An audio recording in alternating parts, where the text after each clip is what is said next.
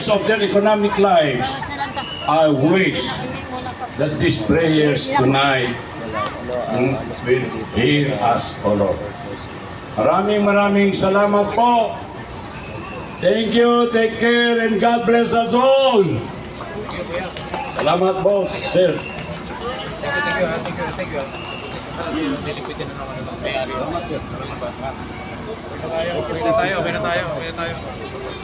na tayo. Thank you, sir. Okay na tayo. Isip siya. Ay, sir. Ayan, mga kabayan.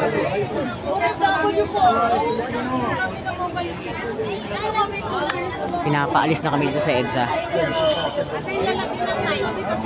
Teka muna, ano ba yun? Anak niyo, nagsisimba eh. Doon eh.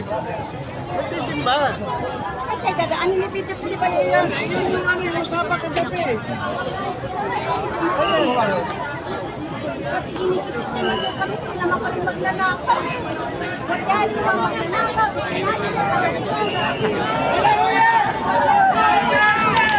Duterte! Duterte! Duterte!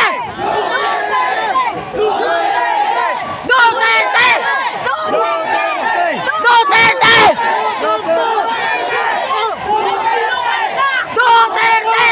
Duterte!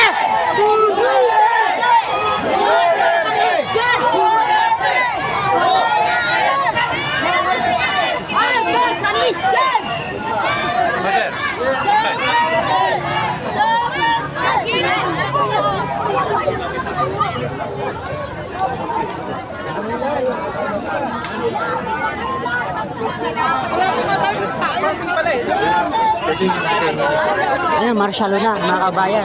Kita nyo? Ano? Ano naman po eh?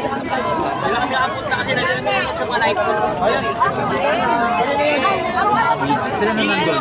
Sila mo ka nandun. Alam mo mga hindi na nagawa dyan yung pang sa kanya. Ano yung ginagawa dyan? Kaya nga dapat kanina kumaga.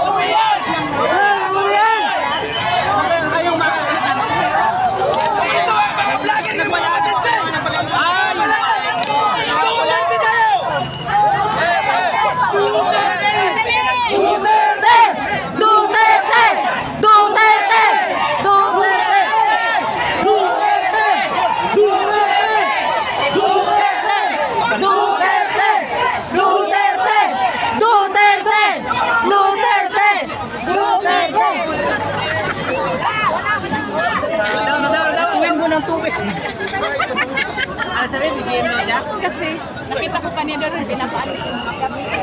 Ang kabayan, marshal din sa EDSA. Duterte! Duterte! Duterte! Sa mga gobyerno! Duterte! Duterte! Duterte! Dito na tayo! Dito na tayo! Okay, ganito, no? Pistulang inistapa ang taong bayan. Yeah! Yes. Ang usapan kagabi ni Father, kung gustong magdasal ng tao sa loob ng simbahan, papayagan niya. Ngayon, iba yung ginagawa. Sa Duterte! ang Duterte! Duterte! Alisin niyo muna si kayo! O bayan pa kayo na tayo ay umalis dito. Patanungin namin. Gumagalaw na yung ano ko. Bakit pa kayo nasa naunlain ng inyong karapatan? Ano ba yung inyong religious rights na karapatang pang-religion para manalangin? Aalisin ha, pagkakay sa inyo, papayag pa kayo.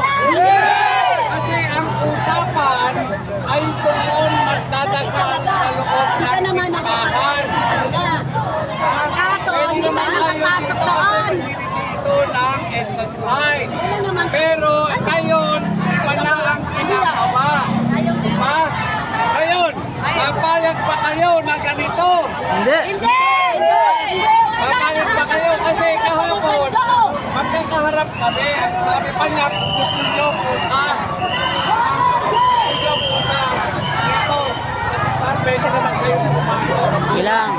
Pero ngayon, Walang alisan to. alam ko na bukas, hindi ko mukhang may problema. Ayan. Ayan, nagsisigawan na, di ba? Hindi sabihin. Ayan, talagang ano na.